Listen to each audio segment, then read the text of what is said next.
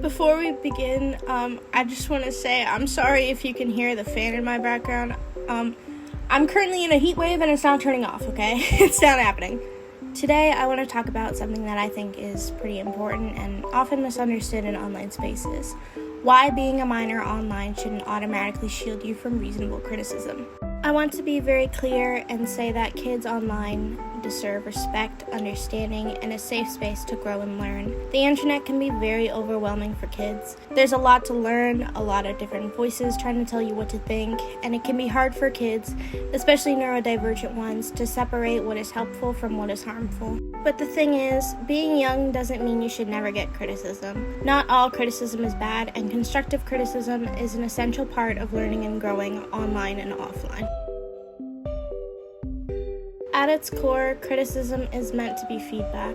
It's a way to say, hey, something you did might be harmful, inaccurate, or could be improved. And when done thoughtfully, criticism is a gift a lot of people take for granted. It helps us see blind spots we didn't realize we had. As an example, if someone shared a joke or a meme online that unintentionally hurts a certain group, pointing the fact out isn't an attack on them personally. It's about your intentions, how you communicate, and helping them understand the impact of their words and actions, and encouraging them to be more thoughtful next time. I've seen a lot of adults in the commentary community think that minors are quote-unquote too young for criticism, or that they should be protected from any kind of feedback that might feel too negative. While it's important to be sensitive because kids are obviously still developing emotionally and socially, kids aren't lobotomy victims. Most are capable of understanding genuine criticism versus when y'all are just trying to be mean for sport. Completely shielding minors from all criticism can result in kids growing up to be emotionally unintelligent, thoughtless, or not bothering to think about the consequences that their actions may have. When minors are never given feedback about their behavior, ideas, or words, especially when those things affect others, they can grow up without learning how to take responsibility or understand different perspectives. And considering our current social and political climate, an ignorant child is extremely dangerous. Imagine a kid always says hurtful things to others online, but never hears anything about how those words affect people. Without feedback, they may think it's okay to keep doing that. And it's not just a problem for them, it's a problem for the entire community. And pause.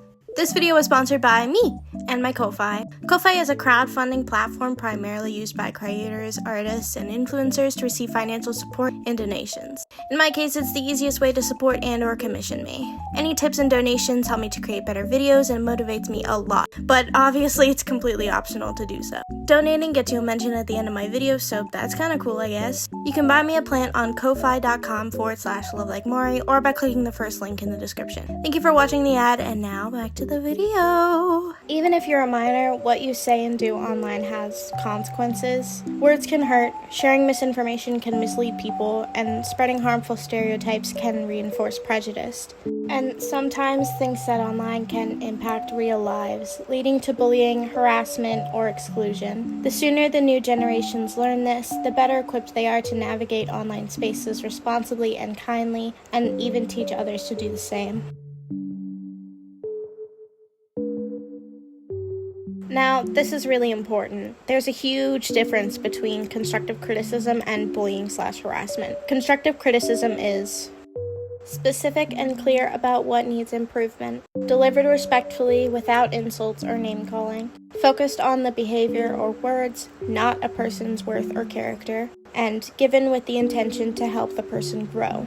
Bullying or harassment is personal attacks and insults, harsh or aggressive language meant to hurt or shame, repeated targeting or mobbing, and not intended to help but to humiliate. No one should have to endure bullying or harassment, no matter their age. If someone is a minor and is facing that kind of negativity, they deserve support and protection. If you're a minor and you receive criticism online, here are a few things to remember. Number 1, listen with an open mind. It's okay if criticism stings, that's normal, but try to understand where the person is coming from. Is there truth to what they're saying?